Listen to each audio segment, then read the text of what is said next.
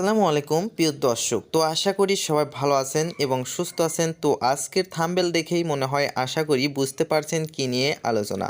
তো জনপ্রিয় সুপারস্টার জিয়াউল ফারুক অপূর্ব ও রোমান্টিক নাটকের আপডেট পেতে আপনি যদি নতুন এসে থাকেন আমাদের ফারহান RS24 ইউটিউব চ্যানেলে, তাহলে অবশ্যই চ্যানেলটি সাবস্ক্রাইব করবেন এবং পাশে থাকা ঘন্টা বাটনটি অবশ্যই বাজিয়ে রাখবেন নিত্য নতুন নাটকের আপডেট পেতে।